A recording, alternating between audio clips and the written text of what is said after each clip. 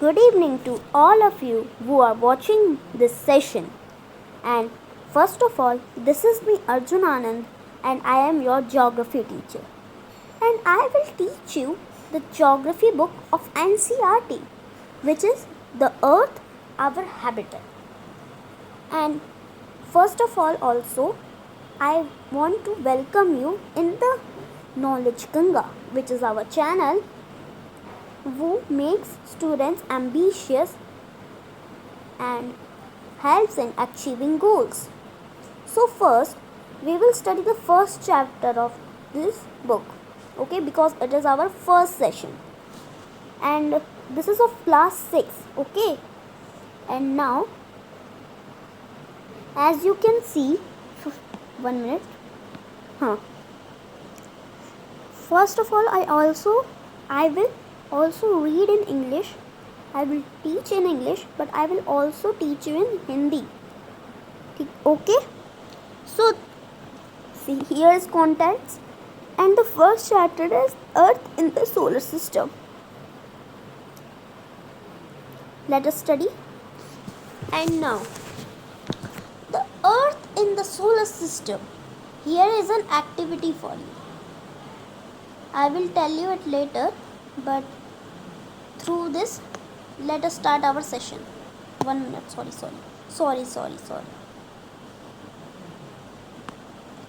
And now, how wonderful it is to watch the sky after sunset. कितना अच्छा लगता है कि जब सनसेट हो जाता है, मतलब सूर्यास्त हो जाता है, मतलब सब सूर्य डूब जाते हैं. आप सबको पता है कि सूर्य वेस्ट में डूबता है, और जिसको नहीं पता वो दूसरे ग्रहों से आया है. तो कितना वंडरफुल लगता है, कितना अच्छा लगता है जब सूर्यास्त हो जाता है और स्काई को देखने में कितना मज़ा है. किन किन लोगों ने स्काई को देखा है अंधेरे में? मैंने तो देखा है जहाँ पे एकदम तारे भिनभिनाते हैं रात में. देखना आप लोग. One would first notice 1 or 2 bright dots shining in the sky. 1-2 बार आप सोचेंगे कि 1-2 बॉल्स, डॉट्स, क्योंकि स्टार्स देखने में ऐसे लगते हैं डॉट्स जैसे, आपको देखेंगे कि वो शाइन कर रहे हैं. ठीक है. Soon you would see the number increases, you cannot count them anymore. और फिर आपको बहुत सारे स्टार्स दिखेंगे नाइट स्काई में, जिसे आप गिन नहीं सकते. समझे?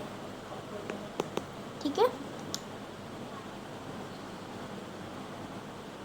The whole sky is filled with tiny shiny objects. पूरा जो स्काई होगा वो छोटे छोटे शाइनी ऑब्जेक्ट से क्या होगा, फैला होगा, जो एकदम ब्राइट कर रहे हैं और कभी कभी डिम करते हैं. डिम मतलब चमचम करता है जो. ठीक है. It seems as if the sky is stirred with diamonds. They all appear to be twinkling. हम लोग ने ये भी देखा है कि जो स्काई जो होते हैं वो डायमंड्स जैसे दिखते हैं. थोड़े जो स्टार्स होते हैं वो डायमंड्स जैसे दिखते हैं और वो स्काई में पूरे फैले होते हैं. कुछ इस तरह होता होगा.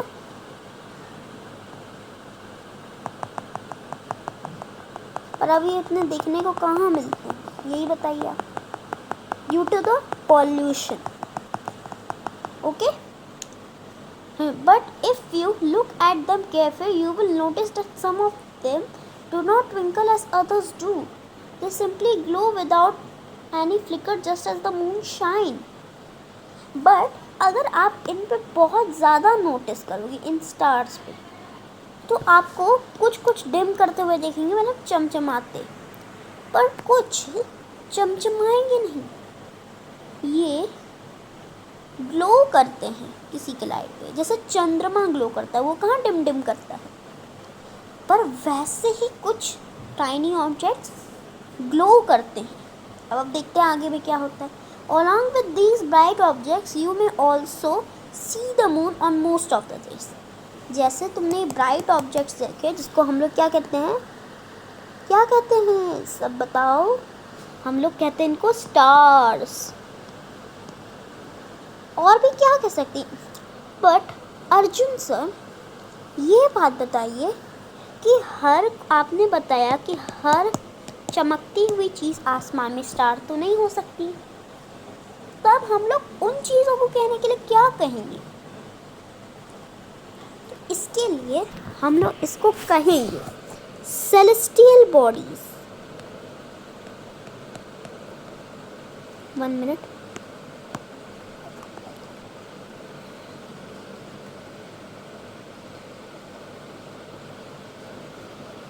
क्या कहेंगे?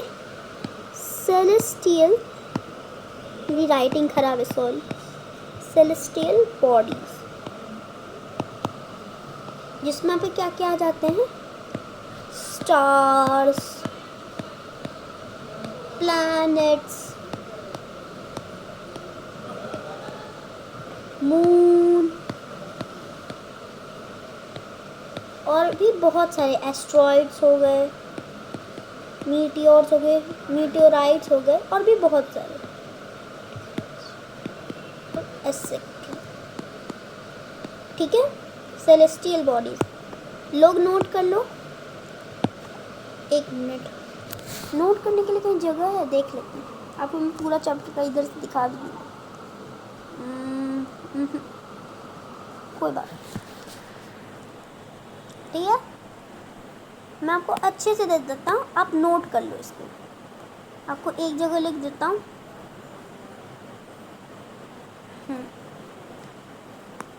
आप लोग को ये चीज़ें नोट भी करनी।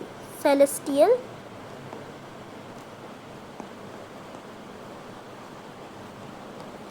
बॉडीज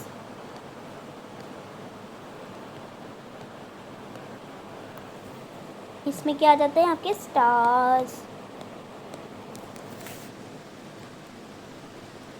प्लैनेट्स,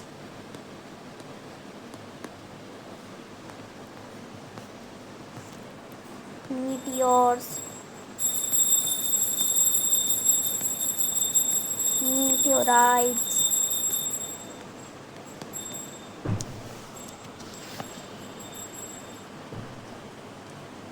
अब नोट कर लीजिए आप लोग।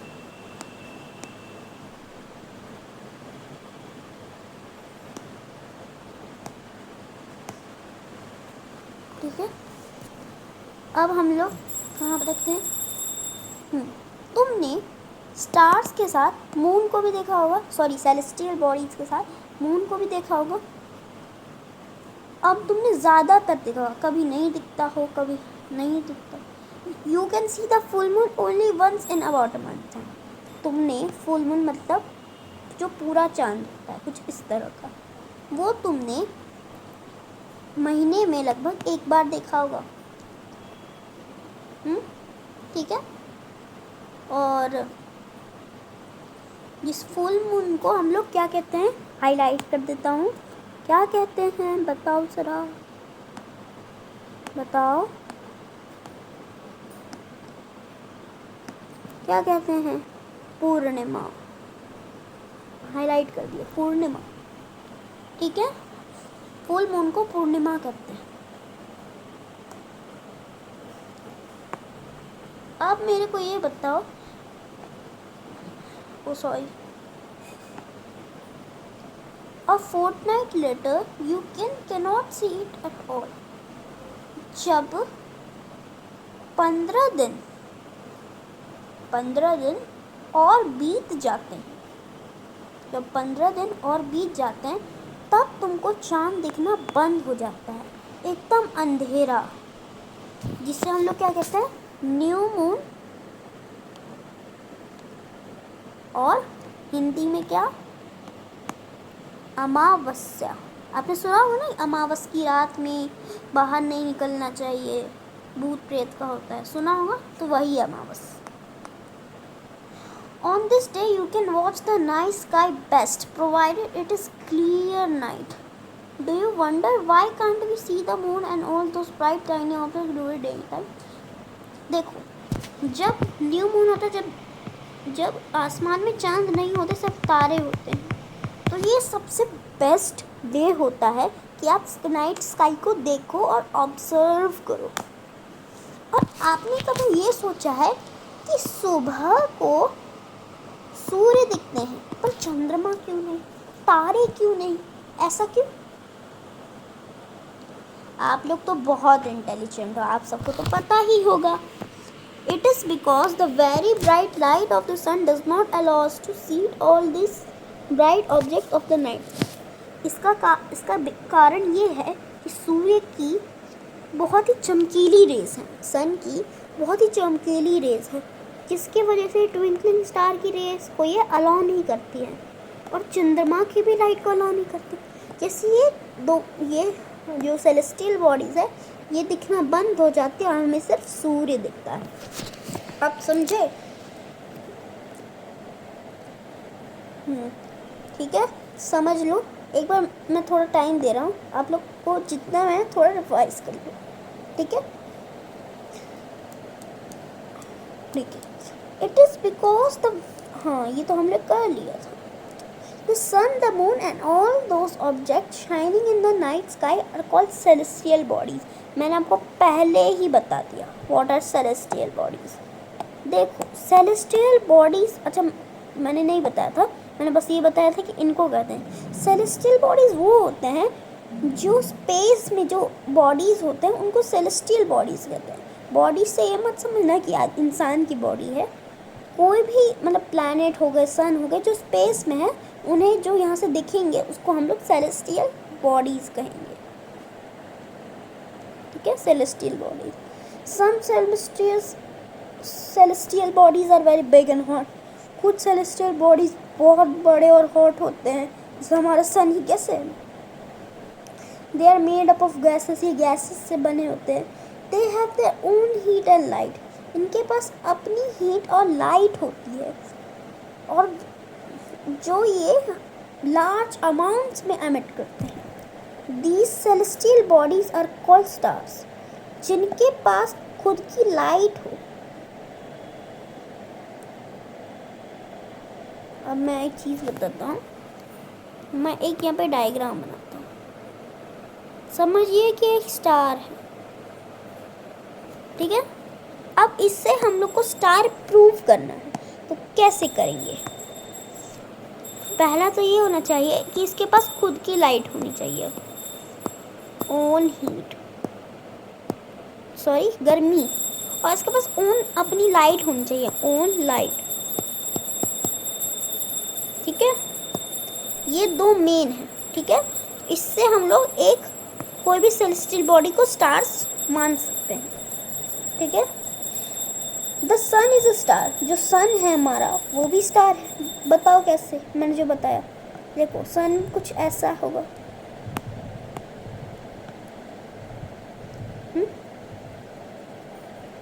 अब मिटा देता हूँ, आप लोगों ने नोट कर लिया ना इसको?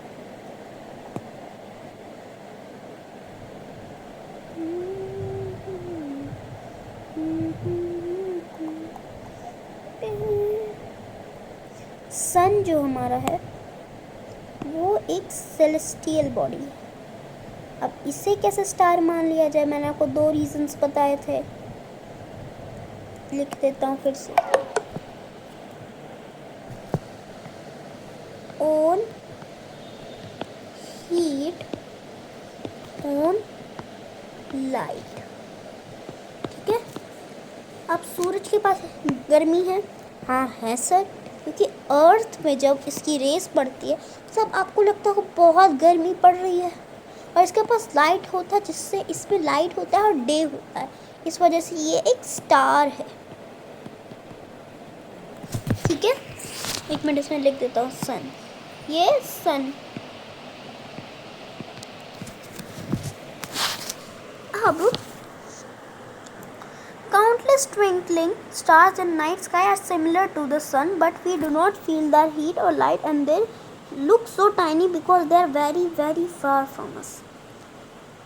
जैसे हम लोग नाइट स्काई में बहुत सारे तारे देखते हैं, वो भी सूर्य की तरह बहुत ज़्यादा बड़े हैं। अब सर आप झूठ बोल रहे हो ना, अगर वो इतने बड़े हैं तो हम लोग इतने छोटे छोटे क्यों दिखाई देते हैं? बताऊँ क्यों? क्योंकि ये हमसे बहुत ही ज़्यादा दूर है, जिसकी वजह से इनकी रेज आने में बहुत टाइम लगता है और ये छोटे दिखते हैं।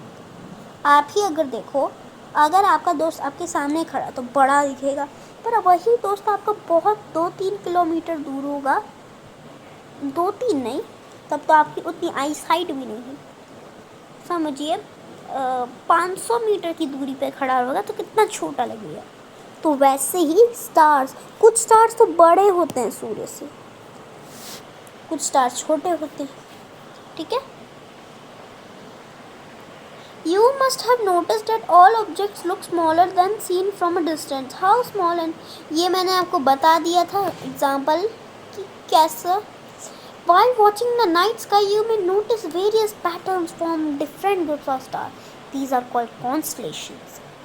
Constellation से याद रखिए, constellations वो होते हैं जो स्टार्स के ग्रुप होते हैं और ये कोई पैटर्न बनाते हैं, जैसे कि अर्जा मेजर। इसी पिक्चर को आप देखें,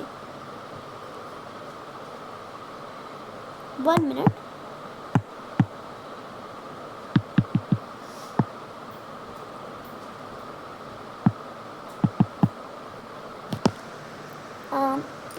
एक मिनट पेन कर लेता हूँ। ओह सॉरी,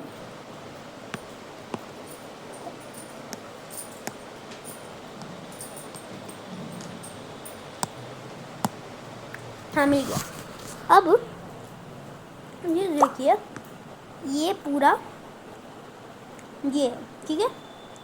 अब आपको एक लड़की एक स्टार की उधर देख रही है। 1 मिनट, मैं इसको मिटा देता हूँ। आपने देखा, ये एक लड़की एक स्टार पे देख रही है जो बहुत चमकीला है। इसे हम लोग कहते हैं, ये नॉर्थ डायरेक्शन है, इसलिए इसका नाम है नॉर्थ स्टार, जिसे हम लोग हिंदी में ध्रुव तारा भी कहते हैं। अब मैं आपको लास्ट में इसका रिलीजियस इम्पैक्ट भी बताऊंगा, पर लास्ट में आपको लास्ट तक बने रहना होगा। इधर देखिए, यहाँ पे कितने सारे स्टार्स हैं, बट एक मिनट, हाँ कितने सारे स्टार्स हैं, पर इनमें कोई पैटर्न नज़र आ रहा है? देखिए, थोड़ा गौर से देखिए, मेरे को तो नज़र आ रहा है। अगर आपको नज़र नहीं आया तो मैं आपको बना देता हूँ। देखिए, ये स्टार्स हैं, 1 मिनट,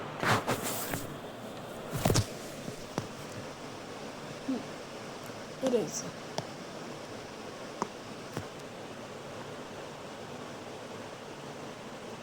वन मिनट,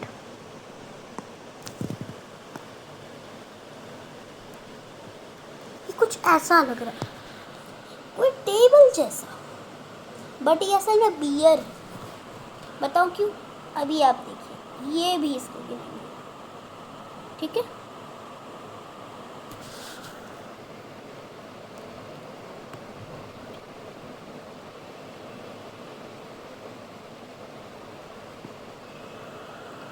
अगर आप गौर से देखिए, अगर मैं पैटर्न बनाऊं तो ये कुछ कुछ बियर जैसा लगता है। अगर मैं अच्छी सी ड्राइंग नहीं बना रहा हूँ, पर लोग का मानना है कि बियर है, एक तरह का कुछ ऐसा दिखता है, ठीक है।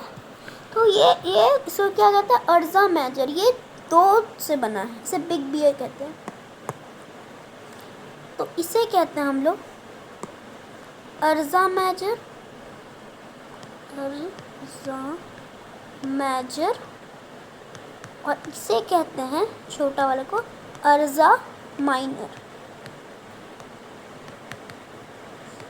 जो दोनों मिला के बनता है द ग्रेट बियर।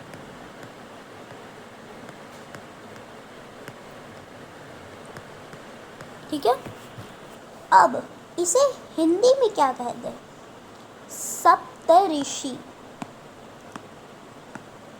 क्या आप लोगों में से कोई सप्तऋषि की कहानी जानता है? नहीं? ठीक है, मैं अगले सेशन में जब भी होगा तो मैं आपको सप्तऋषि की भी कहानियाँ बताऊंगा। तो ये सप्तऋषि का मतलब क्या होता है? 7 सेजेस, मतलब 7 ऋषियाँ। ठीक है। अब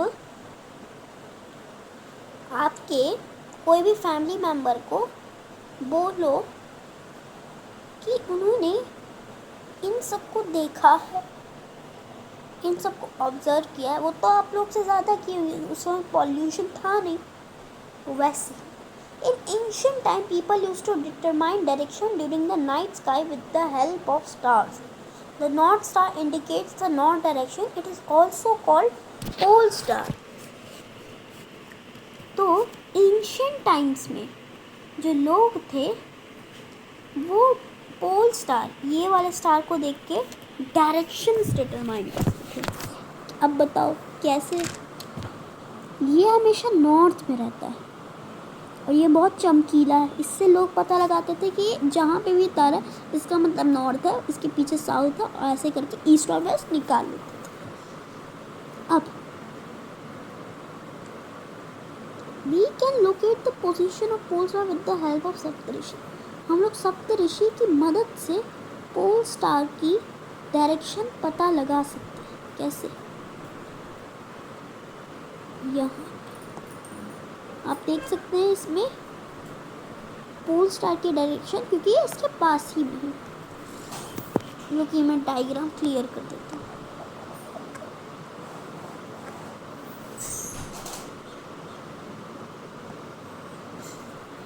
अब some celestial bodies do not have their own heat and light. They are lit by the light of stars. Such bodies are called planets. The word planets comes from the Greek word planetai, which means wanderers. यहाँ पे wanderers होगा, wanderers नहीं होगा।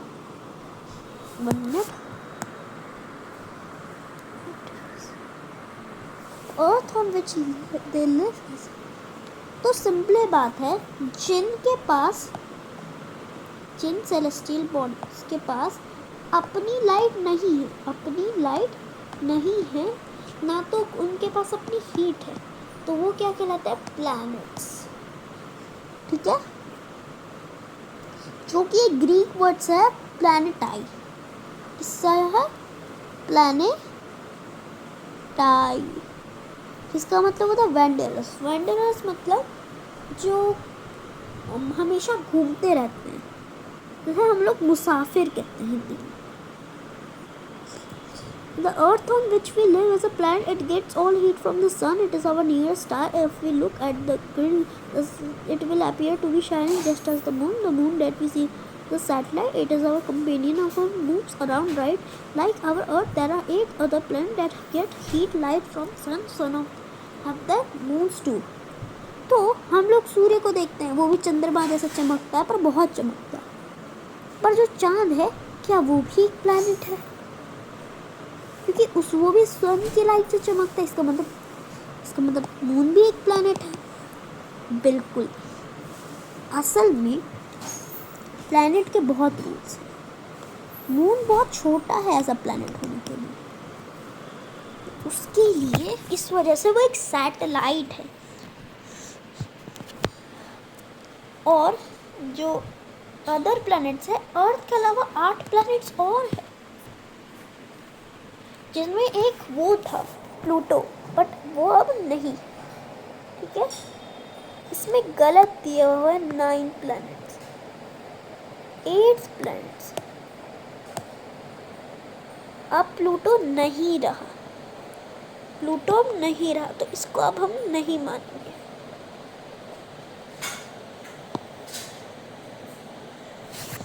ठीक है ना?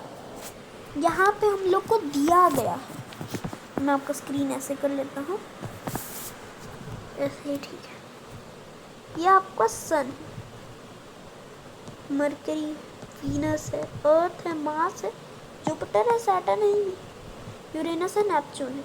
मैं आपको कुछ टाइम देता हूँ, या फिर आप इसको डिनोट कर लो अपने कॉपी में, कौन पहले आता है कौन नहीं आता है। ये जो 58 नंबर्स है, ये आपको अभी नहीं समझते, बाद में समझते। ठीक है, ठीक है, हो गया। अब मैं आपको एक इजी वे बताता हूँ। अगर आपको प्लैनेट्स के को याद करने हैं तो ये वाला लिखे, my very efficient mother just showed us 9 planets. My very efficient mother just showed us 9 planets. अब देखो माई का जो एम है ये मरकरी के लिए स्टैंड है, मरकरी।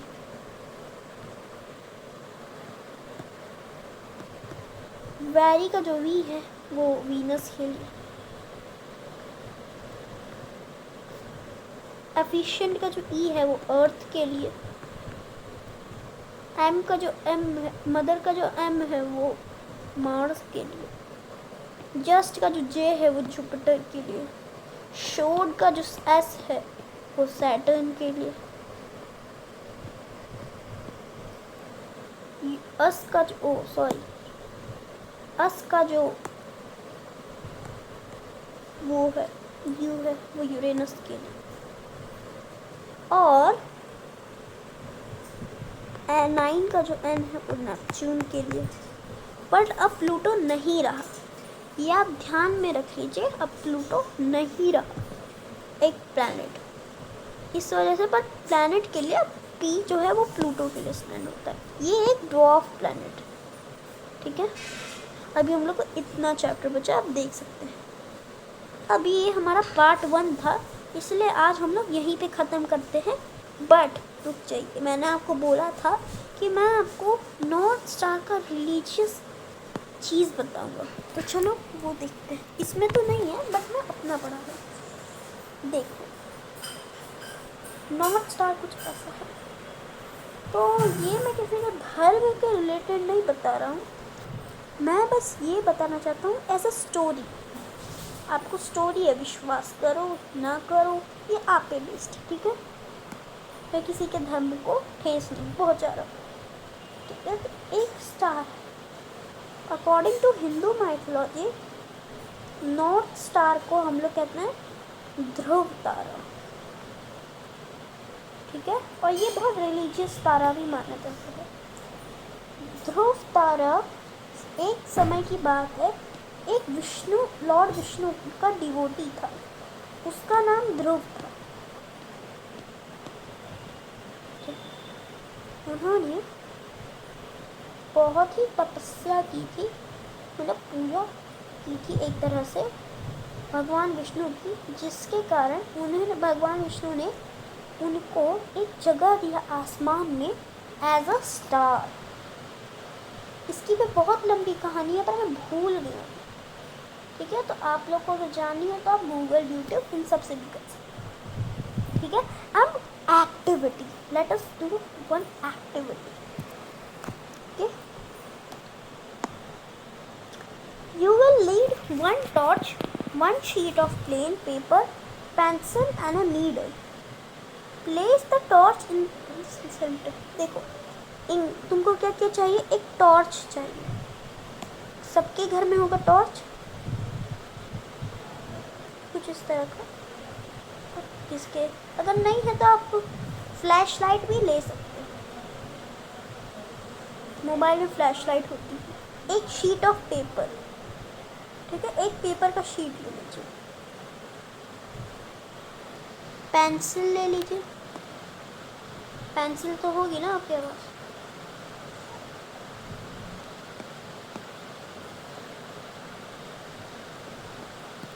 और एक नीडल ले लीजिए।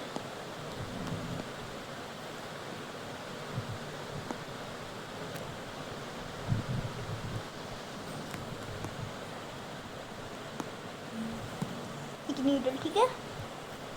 अब क्या करना, place the torch in the centre of the paper with its glass front touching the paper, ठीक है। तो आपको क्या करना है, एक पेपर को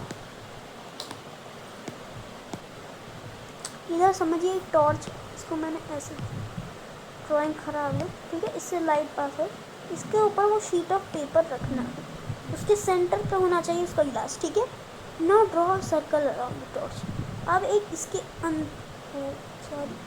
इसके अराउंड ना एक ये सर्कल ड्रॉ करना है, ठीक है, कर लिया। Perforate the paper with the needle with in the circled area. अब इसको भी करना है, बट मुझे लगता है कि अब एक्टिविटी करने के लिए ना बहुत ज़्यादा मतलब बड़े हो गए, अब आपको एक्टिविटी नहीं करनी चाहिए, अब आपको अपने स्टडीज़ पे ध्यान देनी चाहिए। मैं तो ये सेकंड सब क्लास को कराते हैं। ये सब आपके लिए नहीं है। अब आप बड़े हो गए और आपका सिलेबस भी बहुत, इस वजह से अब आपको अपनी स्टडी पे ध्यान। ये तो मैंने इतना बोल रहे, अगले पार्ट में हम लोग इसको कवर करेंगे, सन प्लैनेट्स, इसको भी, और ये पूरा कंप्लीट करके इसे पढ़ के और फिर हम लोग एक्सरसाइज करेंगे, ठीक है। उसके बाद हमारा चैप्टर 2 स्टार्ट हो जाएगा। ओके, आज के लिए इतना ही। हैव अ गुड डे, और आप प्रैक्टिस करते रहो और हमारे चैनल को लाइक और सब्सक्राइब करना ना भूलें। और अगर आपको कोई डाउट भी होता है तो आप कमेंट कर सकते हैं। ओके।